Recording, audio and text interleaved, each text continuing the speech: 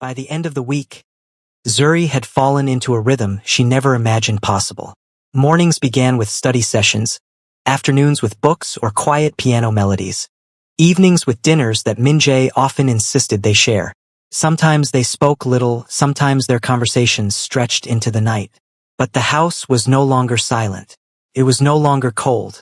And yet, outside their sanctuary, the world was watching.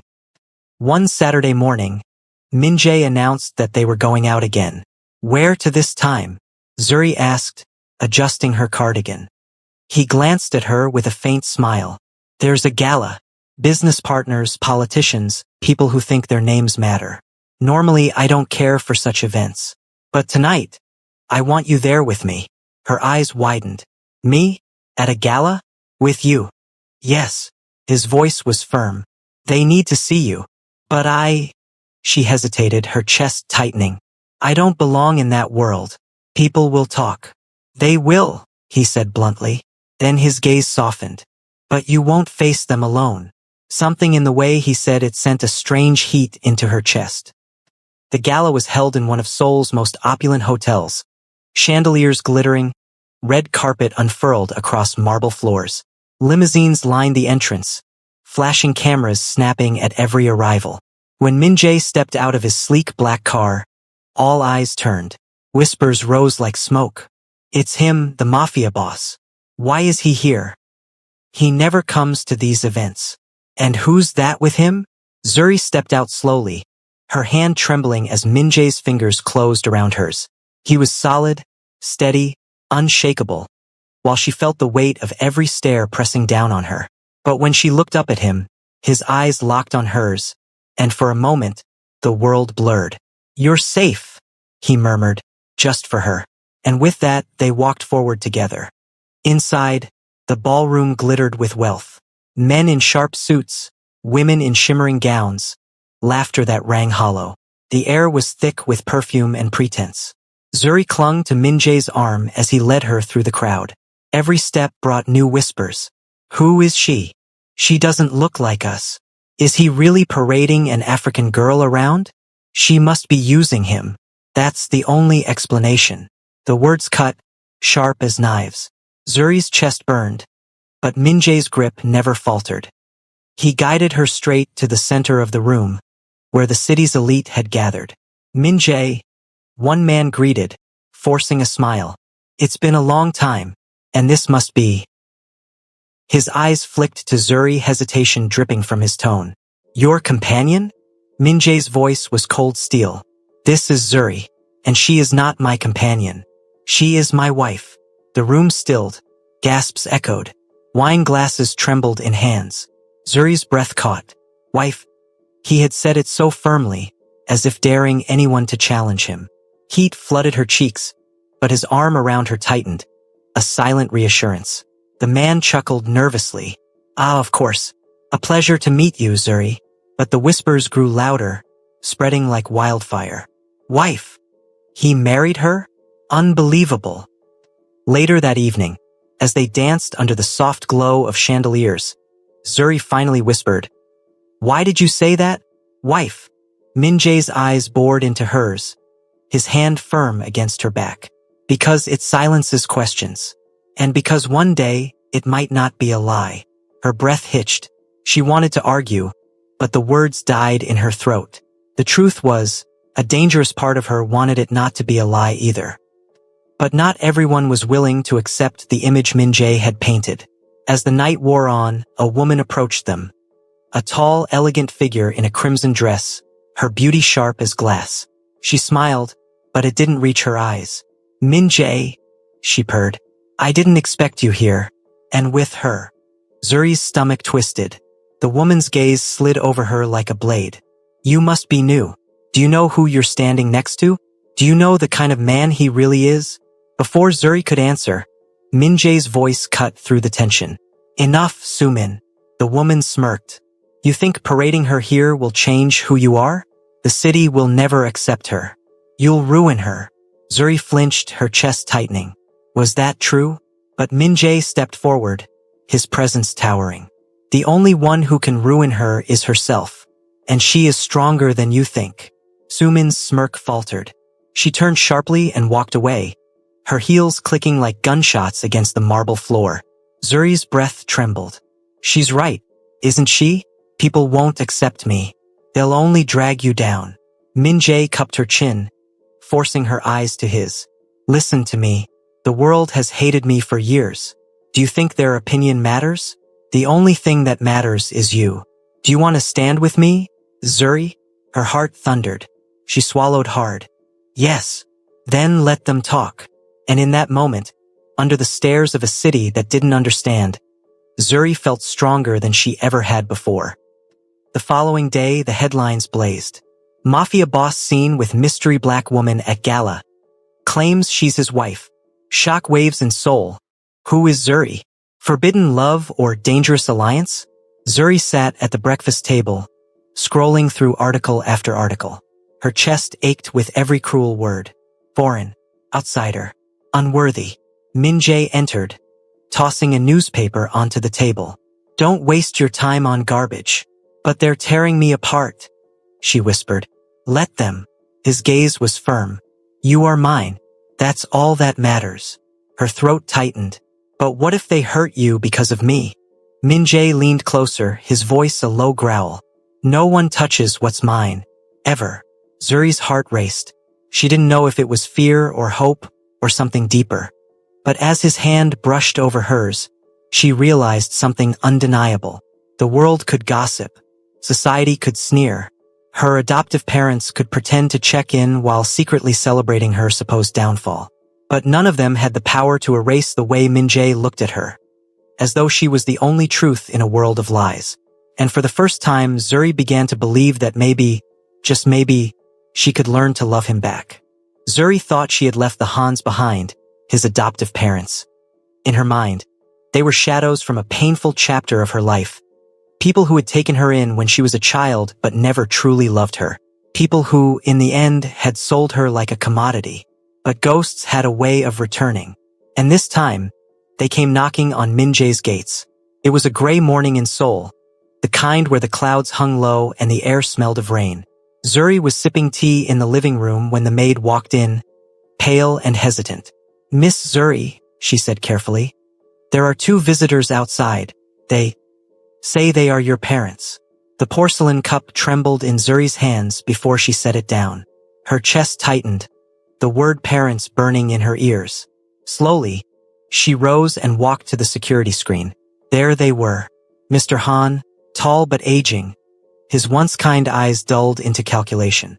Beside him stood Mrs. Han, her posture sharp, her mouth fixed in a smile that looked rehearsed. Zuri's breath caught. Memories stabbed through her.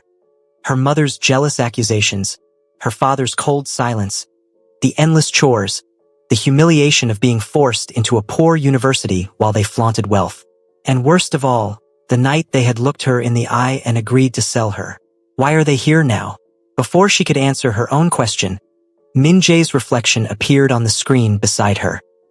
His sharp features remained unreadable, but his eyes flicked to hers, seeing the storm in them. You know them, he said softly. It wasn't a question. She nodded, her voice barely a whisper. They're the ones who raised me, the ones who sold me to you. He studied her a moment longer. Do you want to see them? Her throat tightened. I don't know. Min-jae placed a steadying hand on her shoulder. His voice was firm, yet gentle. Remember this, Zuri. You owe them nothing, not even a conversation. But against her better judgment, Zuri stepped out into the courtyard. The moment her parents saw her, Mrs. Han rushed forward with open arms. Zuri, my daughter, how we've missed you. Zuri stood still, stiff as marble. The hug felt wrong, forced like fabric pressed against wounds. Her father's smile was practiced, his tone dripping with false warmth. We came as soon as we heard the news. We had to see you. You're married now to such an important man. We're so proud. Zuri's jaw clenched. Proud? Where had their pride been when she cried herself to sleep every night? Before she could respond, Min-jae walked out behind her, his presence towering. He didn't bother to greet them, because this wasn't their first encounter. Mr. Han, Mrs. Han, he said, his voice even yet cold. We've met before.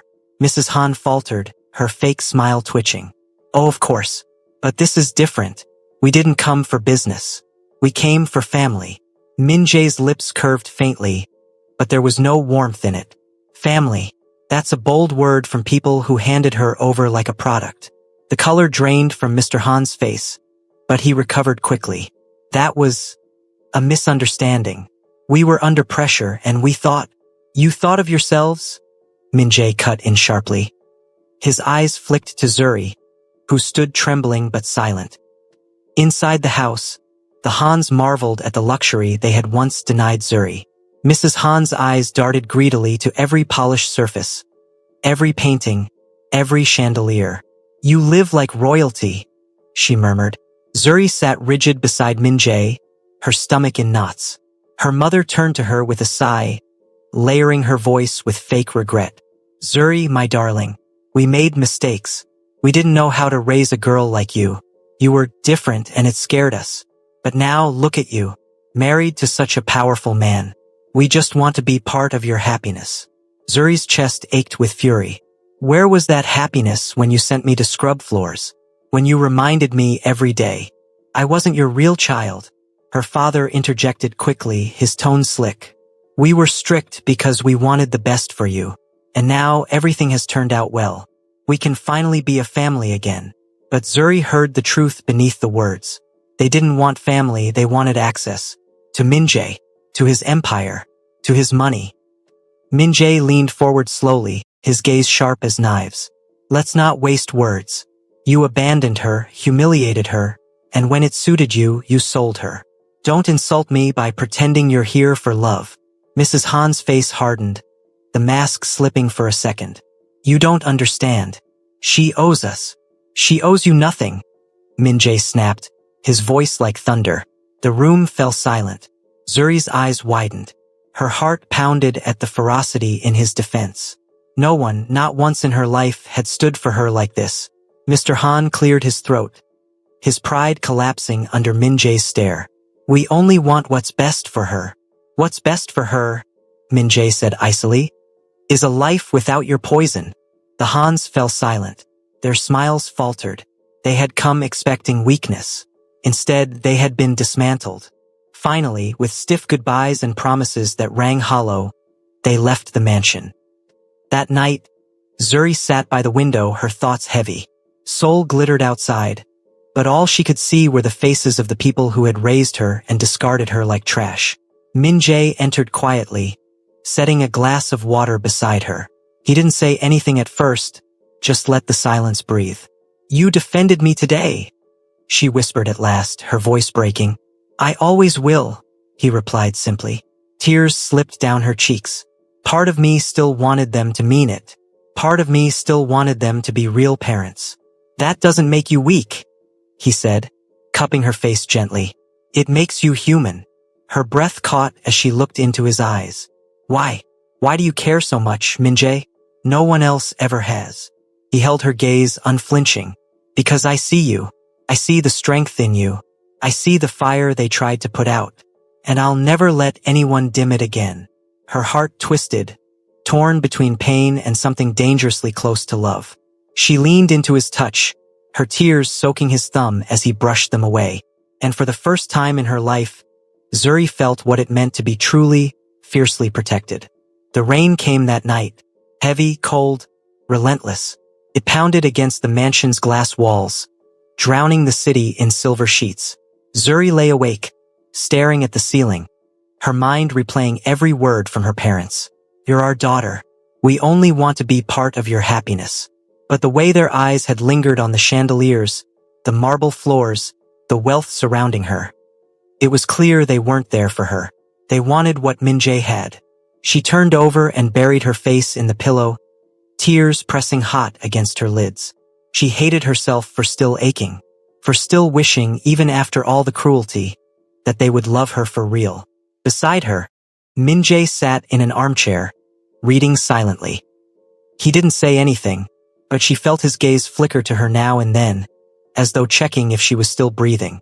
When her quiet sob escaped, he set the book down and walked over. Zuri, he murmured, kneeling beside her.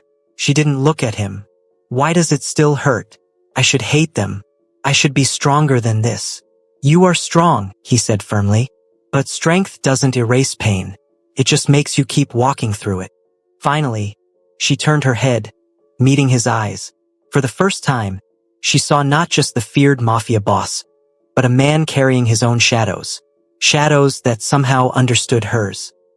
Far across Seoul, in a dimly lit bar tucked behind the alleys of Gangnam, Mr. and Mrs. Han sat in a booth with two men. Their clothes were expensive, but their faces were lined with bitterness. You saw it yourself, Mrs. Han whispered, her voice low but venomous. That man humiliated us. He treated us like beggars. After everything we sacrificed for her, he dares to call us poison. Mr. Han's jaw tightened. We gave her food, shelter, education. And this is the thanks we get? No, we won't let it end like this. One of the men leaned forward, his gold chain glinting under the dim lights. You're talking about Min Jae, aren't you? Dangerous man, dangerous family. The other man, with a scar across his cheek, chuckled darkly. But not untouchable. Everyone has a weakness. Mrs. Han's lips curved into a cruel smile. And his weakness is her. The men exchanged glances.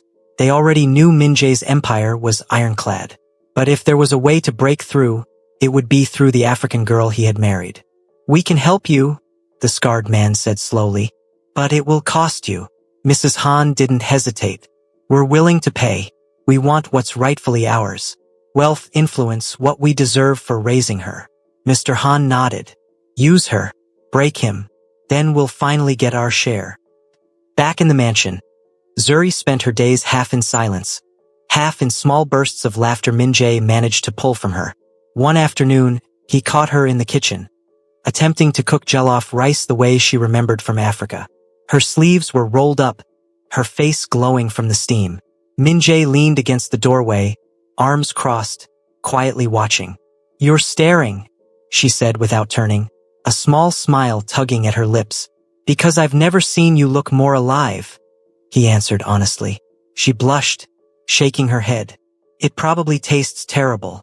Later, when he tried it, he made a face so dramatic that she burst out laughing, the first real belly-deep laugh in weeks. For a moment, the heaviness lifted, and she realized how safe she felt with him. But safety was dangerous too, because safety led to trust, and trust led to love. And love, she wasn't sure she was ready to give again. A week after her parents' visit, Zuri found a letter slipped under the mansion's gates. It was handwritten in a delicate script she recognized instantly, Mrs. Han's. Her fingers trembled as she opened it. My daughter, the letter began. Please forgive us for the past. We only want to see you again. Meet us tomorrow at the tea house near Cheongdam. Come alone. We promise no tricks. Just love. Zuri's stomach nodded. Just love. The words felt like a knife twisting. She debated hiding it from Min Jae. He had already defended her fiercely. She didn't want to look weak in his eyes. But something in her told her she shouldn't keep this from him. That night, she placed the letter on his desk. He read it silently, his expression unreadable. Finally, he set it down. And what do you want to do? I don't know, she admitted. Part of me still wants to believe them, to believe they care. Min Jae's jaw flexed. He walked to her and cupped her chin, forcing her to meet his gaze. Listen to me, Zuri. They sold you. People like that don't change. They're playing another game. Her eyes glistened. Then why does it still hurt this much? His voice softened. Because you have a heart, and they don't. What Zuri didn't know was that Min Jae had already received intel from his men. The Hans had been seen with known enemies of his syndicate. The so-called meeting at the tea house was a trap. He didn't tell her that. Not yet. He didn't want to shatter what little hope she still carried. But in his mind, one truth blazed clear.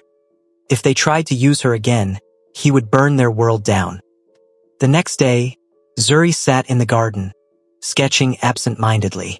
She didn't hear Min Jae approach until his shadow fell across her page. You're quiet, he observed. She smiled faintly.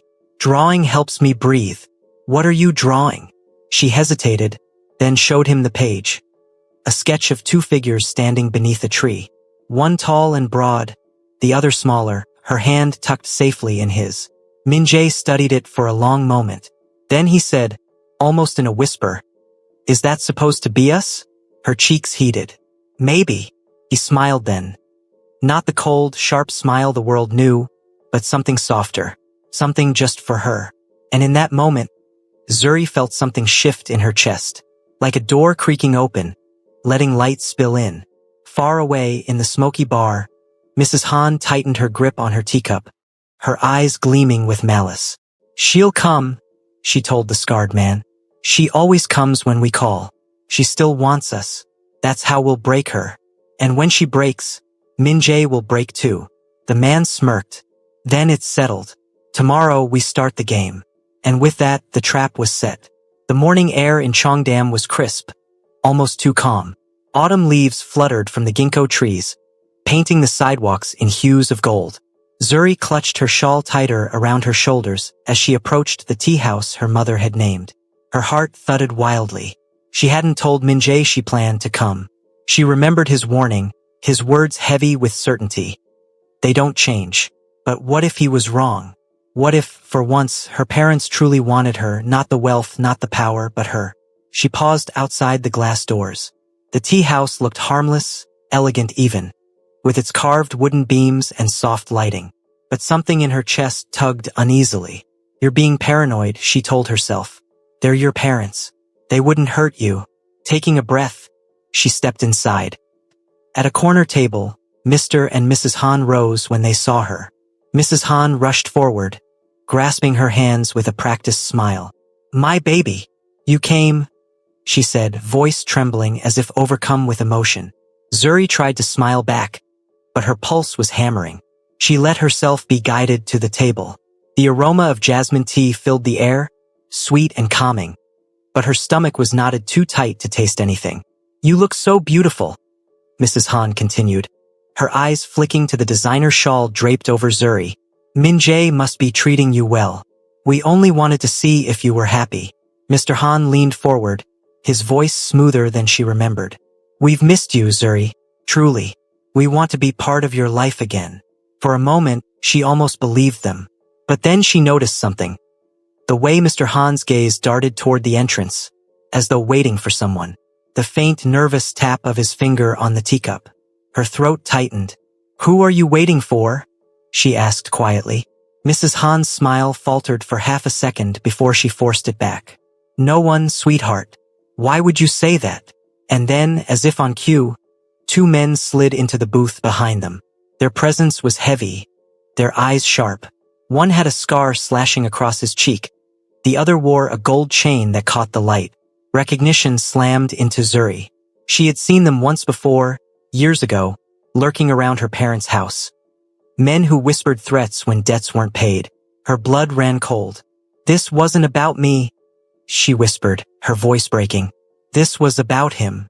About Min-jae." Mr. Han didn't deny it. His lips pressed into a thin line. "You don't understand. That man is dangerous. If we don't act first, he'll destroy us all." Zuri's chest ached. "So you're using me. Again." Mrs. Han reached out, but Zuri jerked her hand away. No, we're protecting you. These men, they can help us. Together we can bring Min-jae down. Then you'll be free." "Free?" Zuri laughed bitterly, tears stinging her eyes. "You sold me once, and now you want to sell me again. You've never wanted me free. You've only wanted me useful." The scarred man smirked, leaning closer. "She's smarter than you said." Mrs. Han's face twisted with desperation. "Zuri, listen. We did what we had to for survival. You don't know the sacrifices we made to raise you." "Sacrifices?" Her voice cracked. "You call selling your daughter a sacrifice? You call this love?" Her words echoed through the tea house, drawing a few glances, but the men's presence kept anyone from intervening. For a moment, silence hung heavy. Then the gold-chained man spoke. "Enough. We didn't come here for family drama. We came for leverage. The girl is leverage." Zuri's stomach dropped. He snapped his fingers, and suddenly, two more men appeared from the shadows of the tea house, stepping toward her. Her chair scraped loudly as she stood, panic surging. "No!" But before the men could touch her, the doors of the tea house slammed open. Min-jae walked in. The room froze. His tall frame filled the doorway, clad in a dark coat that clung to his broad shoulders. His presence was like a storm entering a room. Cold, electric, suffocating. "Touch her," Min-jae said quietly, his Korean sharp as a blade. "And it will be the last thing you do." The men stiffened, but the scarred one smirked, feigning calm. "Ah, Min-jae, we were just having tea.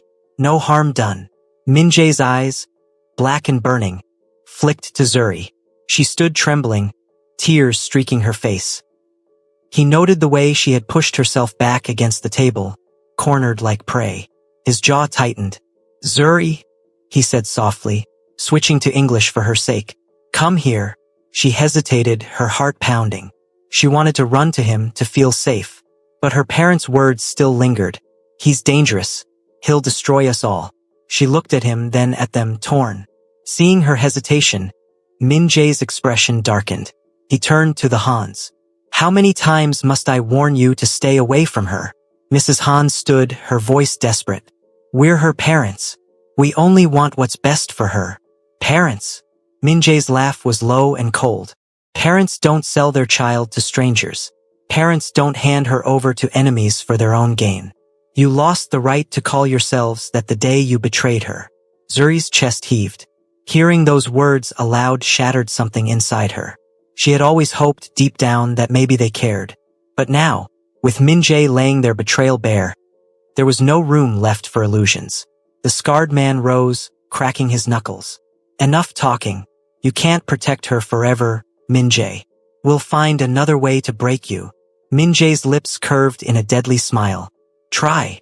In one swift motion, his men stormed in through the back entrance, silent, lethal, surrounding the tea house. Guns glinted under the dim lights. The enemies froze, realizing they had walked into their own trap. Min-jae extended his hand toward Zuri.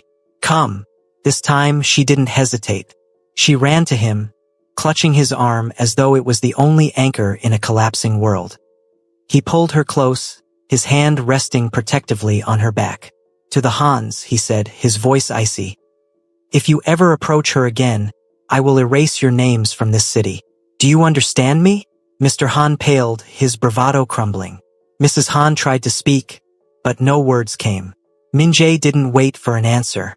With Zuri in his arms, he walked out of the tea house, leaving chaos behind. The ride back to the mansion was silent at first. Zuri sat curled against the car door, staring out at the neon-lit streets, her body trembling from the confrontation. Finally, she whispered, "You were right. They don't love me. They never did." Min-jae looked at her, his expression unreadable. "You needed to see it for yourself." Her voice cracked. "Why does it hurt so much then?" He reached out, gently brushing a tear from her cheek. "Because you still hoped. And hope is harder to kill than love." She broke then, sobs racking her body. Min-jae pulled her into his chest, holding her tightly as though he could shield her from the world. And for the first time, Zuri didn't resist. She let herself lean on him, her heart breaking open, fragile but no longer alone. Outside, the city blurred past. Inside, a bond was quietly solidifying, no longer just protection, no longer just obligation, but something far more dangerous. Something that felt a lot like love. The black car rolled through the heavy iron gates of Min-jae's mansion. The headlights washed over the tall marble pillars and the fountain that glittered under the moonlight. But Zuri didn't lift her head to look. She was curled against the seat, eyes swollen, her hands clenched in her lap as though she were holding herself together. Min-jae glanced at her, silent. He didn't try to talk. He understood silence could be safer than words. When the car stopped, he stepped out first and extended his hand. Zuri hesitated, then placed her trembling fingers in his. His grip was firm, steady, as though promising she wouldn't fall. The marble steps of the mansion gleamed under the night sky. Guards bowed their heads as they entered, but Min-jae waved them away. Tonight, he didn't want anyone near her. Inside, the mansion was warm, its high ceilings and golden chandeliers glowing softly. Usually, the house felt like a palace. But tonight, Zuri felt small in it, fragile, as if she didn't belong anywhere. Min-jae led her upstairs, not to the grand bedroom where she usually stayed, but to a quiet room she had never noticed before.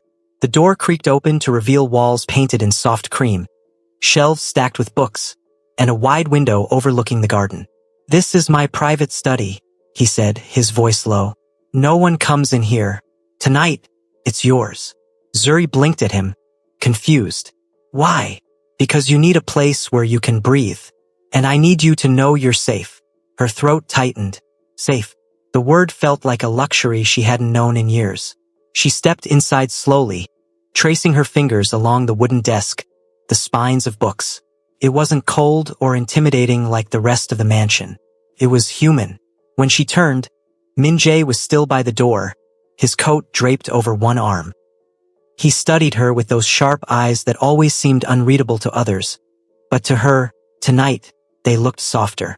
"You don't have to talk," he said. "Not about them. Not about what happened. But if you want to, I'll listen. If you don't, I'll stay. Either way, I'm here." The gentleness in his words cracked her composure. She lowered her face, tears spilling down her cheeks. I thought maybe they changed," she whispered. "A part of me still wanted them to love me. I feel so stupid." "You're not stupid." His voice cut through her sobs, calm but firm. "You're human, and humans hope, even when it hurts them." Her shoulders shook. "Why wasn't I enough for them?" Min-jae crossed the room and crouched before her. He reached out, not grabbing, just resting his hand near hers on the chair's arm. "You were too much for them, Zuri. Too good. People like them don't know how to love someone who shines brighter than their own greed." His words lodged deep in her chest. She looked at him, really looked at him, and saw not the feared Mafia man people whispered about, but someone who had seen betrayal too and survived it. "Why are you like this with me?" she asked softly. "Everyone says you're cold, ruthless." A small smile tugged at his lips. "Because everyone else sees what I want them to see. You see what I've spent years hiding. And I can't hide from you anymore." Her heart stuttered. She wanted to look away, but his gaze pinned her in place. The silence stretched, heavy but not suffocating. Finally, Min-jae stood and moved toward the window. "You should rest," he said, his tone shifting back to practical. "I'll have someone bring food upstairs. Stay here tonight if you want. No one will disturb you." But Zuri shook her head. I don't want to be alone." The admission slipped out before she could stop it. Heat rushed to her cheeks, but it was too late, he had heard. He turned, his eyes darkening, but not with anger, with something deeper. He nodded once, then crossed to the bookshelf. He pulled out a thick blanket, folded neatly. Walking back, he draped it gently over her shoulders. "Then you won't be." Later that night, the study was quiet except for the crackle of the fireplace Min-jae had lit. Zuri sat curled on the sofa, sipping warm tea. Across from her, Min-jae leaned back in a chair, his tie loosened, his usual sharpness softened by the flicker of firelight. It was strange, sitting like this with him, almost domestic, almost like they were two ordinary people at the end of a long day. She set her cup down. "Do you ever regret the life you chose?" He didn't answer immediately. His gaze stayed on the flames. "Every man regrets something," he said finally. "But I don't regret surviving. I don't regret protecting the people I care about." Her eyes lingered on him. "And do you care about me?" The question hung between them like fragile glass. Min-jae met her gaze. His expression didn't change, but his voice was steady. "More than I should." Her breath caught. Before she could speak, he stood, breaking the tension. "It's late. Get some sleep." But his hand brushed her hair as he passed, a fleeting touch that sent warmth rushing through her veins. That night, Zuri slept in the study. For the first time in years, her dreams weren't filled with abandonment or fear. When she stirred awake at dawn, a soft blanket was tucked tightly around her shoulders, and on the desk beside her sat a plate of fruit and a handwritten note. You'll need your strength." Her lips curved into the smallest smile. Over the next days, Min-jae didn't press her. He didn't ask questions about her parents or force her into conversations she wasn't ready for. Instead, he gave her small anchors. Meals shared in the garden, quiet walks on the mansion's grounds, late-night chess games in the study. It was subtle, almost invisible, but Zuri began to feel something she hadn't felt in years. Peace. One afternoon, as they walked along the koi pond, she stopped suddenly. The water shimmered, orange and white fish gliding gracefully beneath the surface. She turned to him, her eyes searching. "You really don't expect anything from me, do you?" Min-jae tilted his head. "Should I?" She shook her head, tears gathering again. But this time, they weren't from pain. "No one's ever let me just be. Not my parents, not society. Always demands, always conditions. But you just let me exist." He stepped closer, his voice a whisper. "Because you're enough as you are." Her breath hitched, and for the first time she didn't pull back. She let him brush a tear from her cheek, his fingers lingering. And in that quiet, golden moment by the pond, Zuri realized healing wasn't about forgetting the wounds her parents had left. It was about finding someone who reminded her she wasn't defined by them.